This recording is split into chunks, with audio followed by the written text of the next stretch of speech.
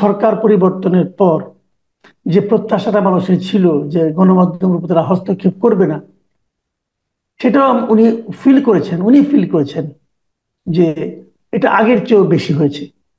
তো এই বিষয়গুলো নিয়ে আমি আমি একটু মানে মেন্টালি একটু আপসেট। আর আমার ধারণা যে সে বিষয়টা আপনিও বোধহয় আপনার নজরে এসেছে। এটা নিয়ে আপনার একটা প্রাথমিক মানে অবজারভেশন অথবা মন্তব্য একটু শুনতে চাই আগে। ধন্যবাদ কমল ভাই, এত গভীর রাত্রে আপনি আমাকে স্মরণ করেছেন এই একটি চলতি বিষয় নিয়ে কথা বলার জন্য। এই জন্য প্রথমে আপনারকে যা সালাম জানাই, আসসালামু আলাইকুম। সঙ্গে সঙ্গে আপনার অগণিত দর্শক শ্রোতাদেরকেও জানাই আমার সালাম, আসসালামু আলাইকুম। যে যেখানে আছেন ভালো থাকবেন, সুন্দর থাকবেন, নিরাপদ থাকার চেষ্টা করবেন। জানি না কতটা নিরাপদ থাকবেন। বিষয়টা খুবই দুর্ভাগ্যজনক, দুঃখজনক।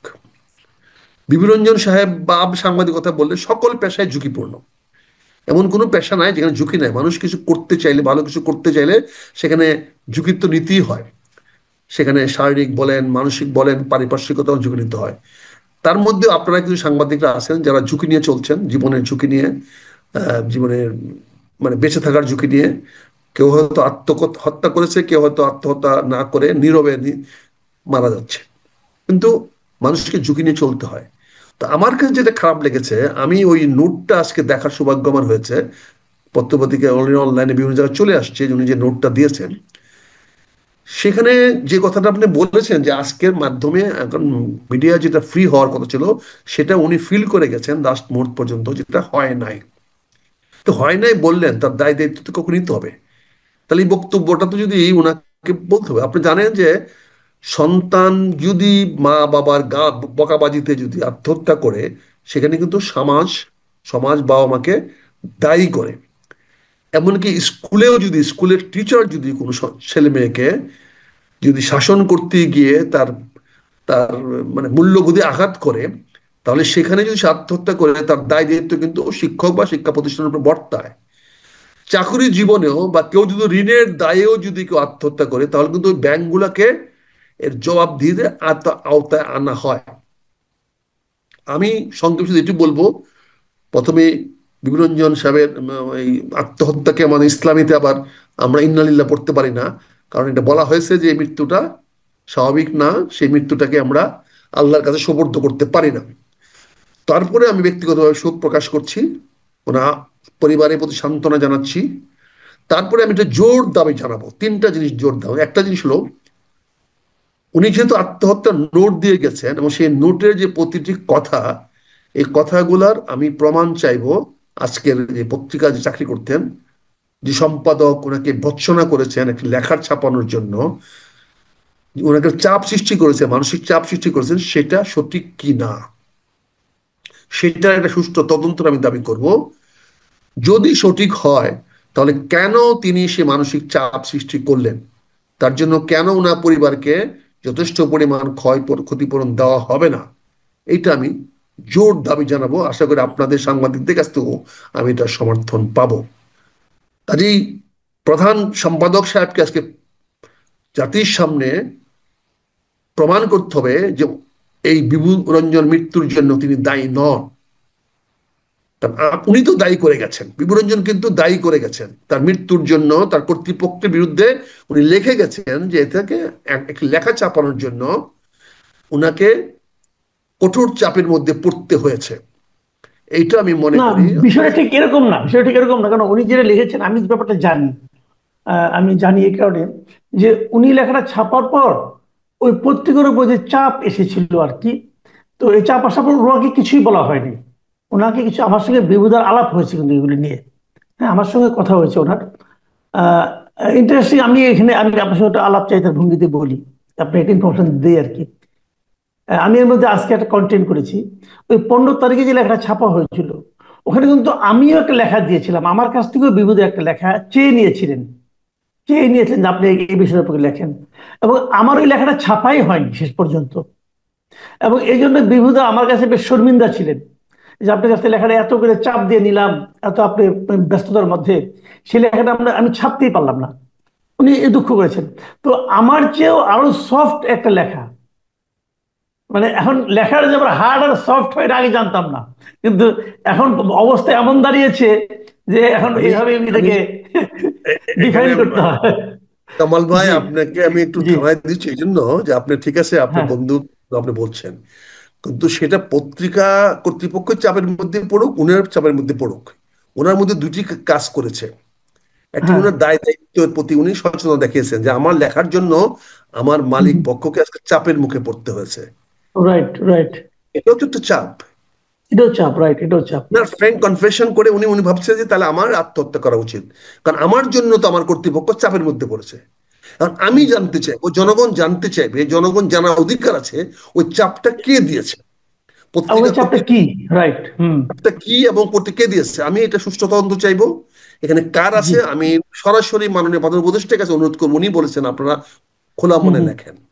উনি খোলা হুম। মনে লেখার পর একজন লেখক লেখা ছাপানোর জন্য কেন আত্মহত্যা করতে হবে, এর জবাবটা আমি বিনীতভাবে আমি ডক্টর ইউনূস সাহেবের কাছে চাবো। ওনার কোনো জি। মিডিয়া, ওনার কোনো উইং, ওনার কোনো অংশ এরকম কোনো চাপ পত্রিকার উপর করেছে কিনা, এটা সুষ্ঠু হুম সমাধান হুম। দেওয়া উচিত। এটা ডক্টর ইউনূস সাহেবের নিজের অবস্থানকে পরিষ্কার করার জন্য দেওয়া উচিত। কারণ উনি কিন্তু আমাদেরকে অভয় দিয়েছেন, আপনার মন খুলে লেখেন। যদি মনে করেন আপনার প্রথম দিনের ওনার বক্তব্য, উনি কিন্তু বলছেন জি, আপনার, একদম মনে আছে। রাইট উনি পরিষ্কার বলছেন রাইট। আপনার মন খুলে লেখেন। কাজে এই যে মন খোলা লেখা দূরে কথা, লেখা ছাপাতে গিয়ে আজকে একজন সাংবাদিককে আত্মহত্যা করতে হবে, এটার দায়ভার কিন্তু মাননীয় প্রধান উপদেষ্টার কাছে ডাইরেক্টলি হোক ইনডাইরেক্টলি বর্তায়। আমি অনুরোধ করবো, বিনীতভাবে কামনা করব, জাতির কাছে অনুরোধ করব যে আসলে এই ধরনের কোন চাপ আছে কিনা বিভিন্ন পত্র পত্রিকায়, সেটা পরিষ্কার করা উচিত। এবং জি। সেই সঙ্গে আমি বিবরঞ্জনের জন্য, তার পরিবারের জন্য একটি মানে ভালো একটা আর্থিক সহযোগিতা, যাতে ওনার পরিবারগুলো বেঁচে থাকতে পারে, ভালোভাবে বেঁচে থাকতে পারে। যে আফসোস নিয়ে, আক্রোশ নিয়ে, আক্ষেপ নিয়ে উনি গেছেন, সৎ থেকে যে কষ্ট পেয়েছেন, সেই সততার কষ্টটা যেন তার পরিবার লাঘব করতে পারে, সে পরিবার যেন বুঝতে পারে বাবা সৎ ছিল বলে আজকে আমাদের প্রজন্ম ভালো আছি। আমি এখন একটা অন্য প্রসঙ্গে আসছি। এটা তো একটা সাংবাদিকতার উপর দায় গেল, একটা চাপ গেল। আপনি নিজে একজন বীর মুক্তিযোদ্ধা। আপনি মুক্তিযুদ্ধের সঙ্গে আপনি সরাসরি জড়িত ছিলেন, অনেক কিছুই দেখেন। আপনি কি আজকে দেখলাম যে আজকে দুদিন আগে দেখলাম মির্জা ফখরুল ইসলাম আলমগীর বলছেন যে মুক্তিযুদ্ধের ইতিহাসটাকে যেন মানে আপনার চেঞ্জ করার একটা প্রবণতা ওনার চোখে পড়েছে। এর মধ্যে আবার দেখলাম একজন মানে 90 ঊর্ধ্ব বয়সে একজন বুদ্ধিজীবী মিস্টার বদরুদ্দিন ওমর, উনি দাবি করেছেন যে মুক্তিযুদ্ধের যে সম্বন্ধে যা বলা হয়ে থাকে তার নাকি 90% মিথ্যা। তো এখন একজন মুক্তিযোদ্ধা হিসাবে আপনার কি এই ধরনের কোনো, আপনি কোনো চাপ অনুভব করছেন কিনা, ফিল করছেন কিনা, আসলে কি তাই হচ্ছে, সমাজে কি তাই ঘটছে যে মুক্তিযুদ্ধের ইতিহাসটাকে চেঞ্জ করার, অথবা মুক্তিযুদ্ধ আদৌ হয় নাই? এর মধ্যে আবার আরেকজন বললেন মুক্তিযুদ্ধে নাকি মাত্র 2000 লোক মারা গেছে, এবং উনি আরো বললেন যে মাত্র নাকি ইন্ডিয়াতে মাত্র শরণার্থী নাকি গিয়েছিল 90,000।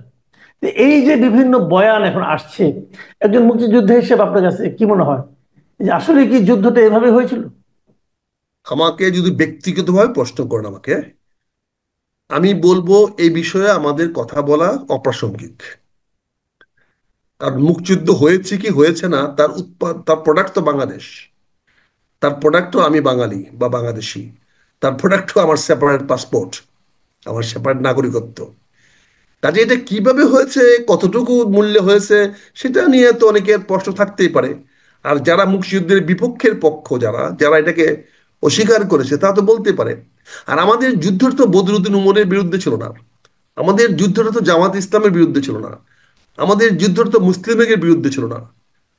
মুক্তিযুদ্ধের যুদ্ধটা ছিল পাকিস্তানের বিরুদ্ধে, পাকিস্তানেরও সারা জনগণের বিরুদ্ধে না, সারা পাকিস্তান মাসের উদ্দেশ্যে না।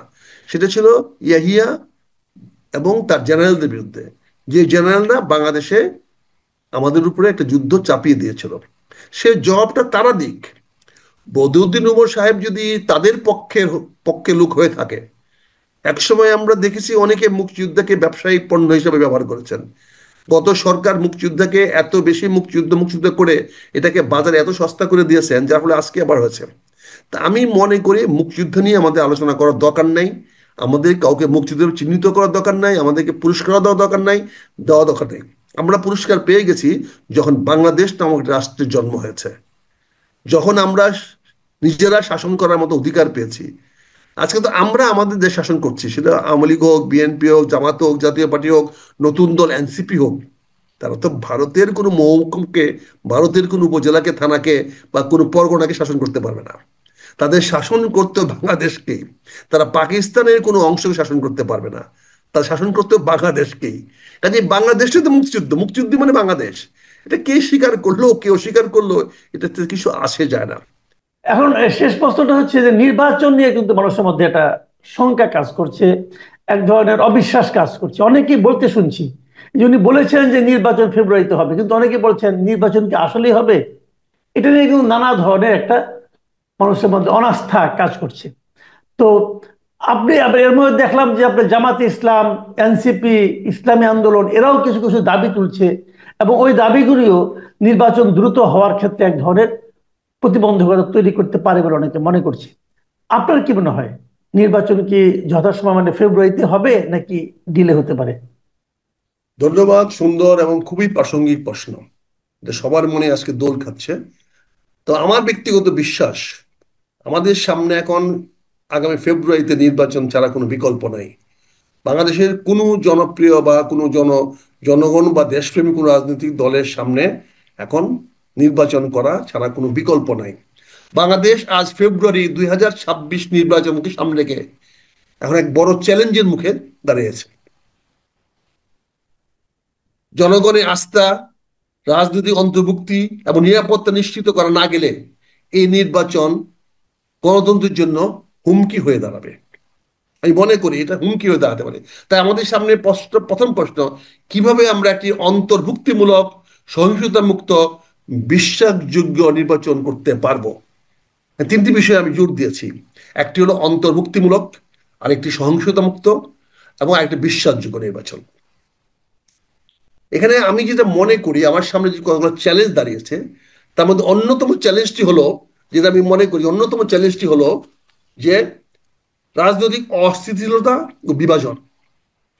আজকে কিন্তু এখন পর্যন্ত বড় বড় রাজনৈতিক দলের মধ্যে কোনো ঐক্যবোধ দেখতে পাই না যে কারা নির্বাচনটা করবে। এখানে যে কোনো আগে আগে একটা টুর্নামেন্ট লিস্ট তৈরি করতে হবে, রাজনৈতিক দলে কারা থাকবে, কারা থাকলে রাজনীতিটা গ্রহণযোগ্য হবে, কারা না থাকলে হবে না। এখানে যদি একজন দাবি করে যে আমি না থাকলে রাজনীতি গ্রহণযোগ্য হবে না, তাহলে সে তো আলাদা গুরুত্ব পেয়ে গেল।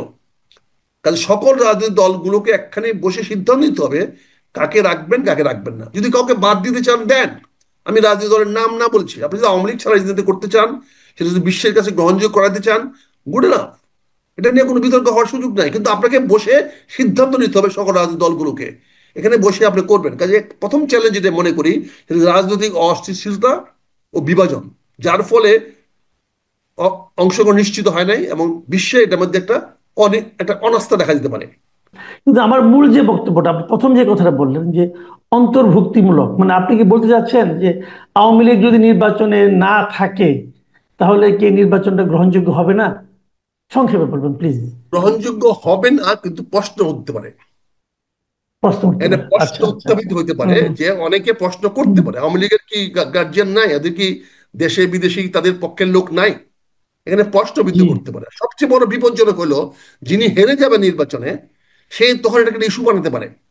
সে তখন বলতে পারে যে যেহেতু আওয়ামী লীগ নির্বাচনে ছিল না, এই জন্য তার ভোটাররা না জি আসতে পারে নাই আওয়ামী লীগের ভয়ে, ফলে এখানে নির্বাচনটা ফেয়ার হয় নাই, নির্বাচনটা সুষ্ঠু হয় নাই। কাজে এখানে আমি জি মনে করি যে অন্তর্ভুক্তিমূলক বলতে সবাইকে নিয়ে করতে হবে। আর যদি সবাই মনে করে যে আওয়ামী লীগকে নির্বাচন নিয়ে আসবেন না, তাহলে এই ব্যাপারে সবাই ঐক্যমত থাকতে হবে যে এই নির্বাচনের ফলাফল কেউ অস্বীকার করতে পারবেন না। এই ব্যাপারে সকল রাজনৈতিক দলের একটা ঐক্যমত থাকতে হবে।